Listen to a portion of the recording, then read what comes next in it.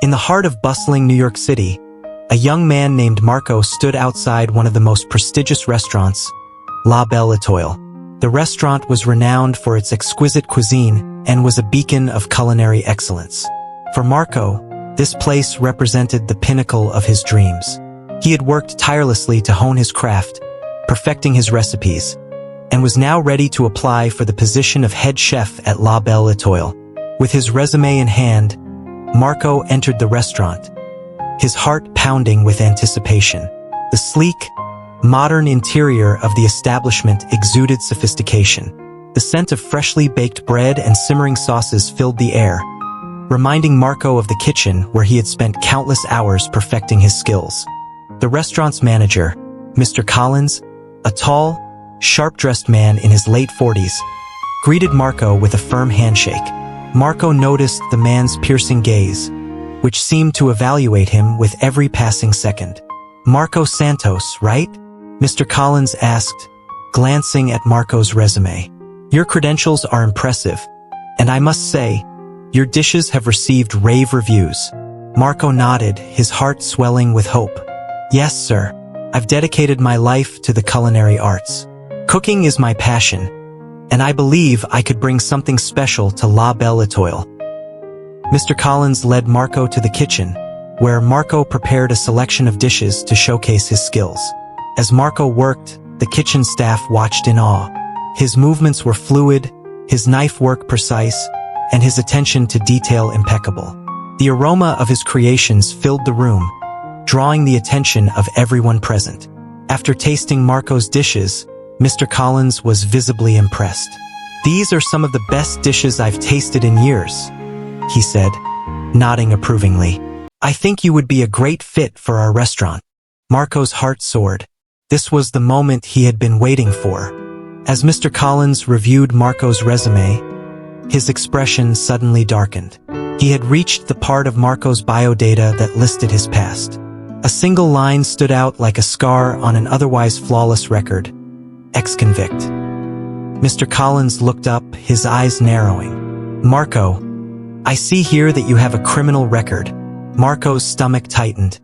He had feared this moment, knowing that his past might haunt him despite all the progress he had made.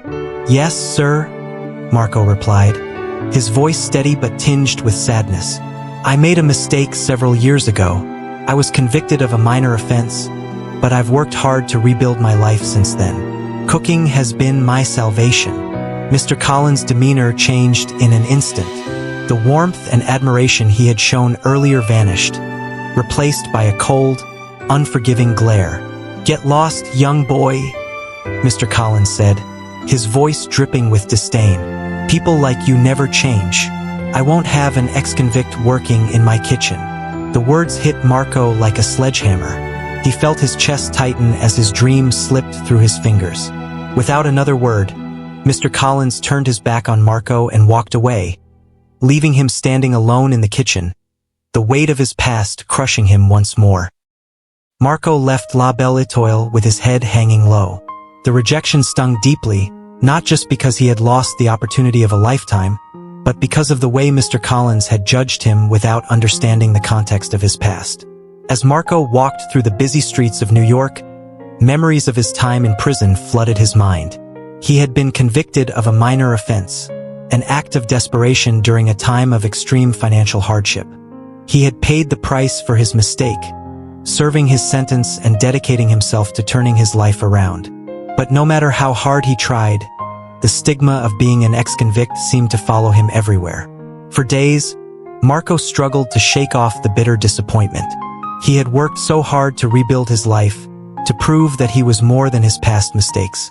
But it seemed that society was unwilling to give him a second chance.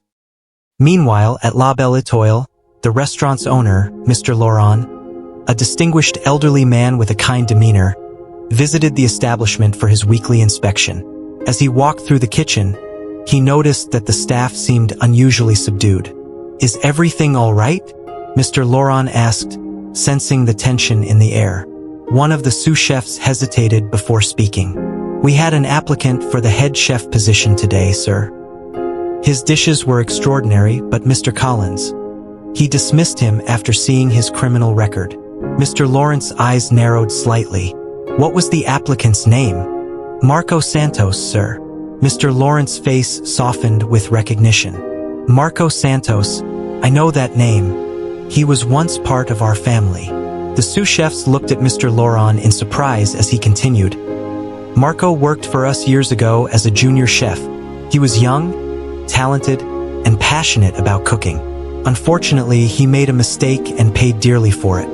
But he was always a good person at heart. Mr. Lawrence's expression turned stern. Where is Mr. Collins? Mr. Collins was called to Mr. Lawrence's office, unaware of what awaited him. As he entered, he was greeted by the sight of Mr. Laurent, who was holding Marco's resume. Mr. Collins, I understand that you rejected an applicant named Marco Santos earlier today. Mr. Laurent began, his tone measured but firm. Yes, sir, Mr. Collins replied. He has a criminal record.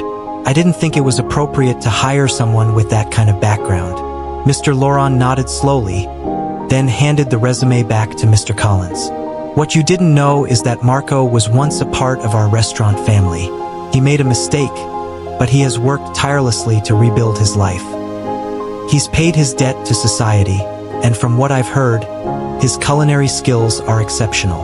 Mr. Collins' face paled as he realized the gravity of his mistake. Everyone deserves a second chance, Mr. Collins, Mr. Laurent continued. Marco is more than his past. He is a talented chef who has worked hard to become the person he is today. You judged him without understanding his story. Mr. Collins felt a deep sense of shame wash over him. He had allowed his prejudice to cloud his judgment, dismissing a man who had done nothing but try to better his life. I'm sorry, sir, Mr. Collins said, his voice barely above a whisper. I didn't know. Apologizing to me won't change what happened, Mr. Laurent replied, but perhaps an apology to Marco might. The following day, Marco was at home, still reeling from the rejection when he received an unexpected phone call. It was Mr. Collins, his voice filled with regret. Marco, I owe you an apology, Mr. Collins began. I made a terrible mistake yesterday. I judged you without knowing your story, and I'm deeply sorry for that. If you're willing, I'd like to offer you the position of head chef at La Belle Étoile. Marco was stunned into silence. He had never expected to hear from Mr. Collins again, let alone receive an apology and a job offer. After a moment, he found his voice. Thank you, Mr. Collins, Marco replied, his heart swelling with hope. I would be honored to accept the position. As Marco hung up the phone, he felt a wave of emotion wash over him. He had been given a second chance, a chance to prove that he was more than his past mistakes. Marco returned to La Belle Étoile, where Mr. Laurent greeted him with a warm smile and a hug. Welcome back, Marco, Mr. Laurent said. I've always believed in you. With Mr. Collins by his side, Marco was introduced to the kitchen staff as the new head chef. The team welcomed him with open arms, eager to learn from his talent and experience. As Marco took his place in the kitchen, he felt a deep sense of gratitude. He had been judged and rejected, but in the end, he had been given a second chance. He vowed to make the most of it, to prove that he was worthy of the trust that had been placed in him. And as he prepared his first dish as head chef, Marco knew that his journey was just beginning.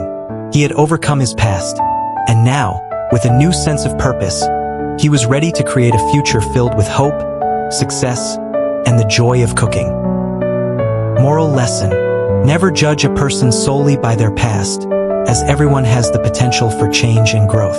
Compassion, understanding, and a willingness to see beyond someone's mistakes can lead to unexpected and positive outcomes. It's important to recognize that a person's worth is not defined by their history, but by their character and the choices they make in the present.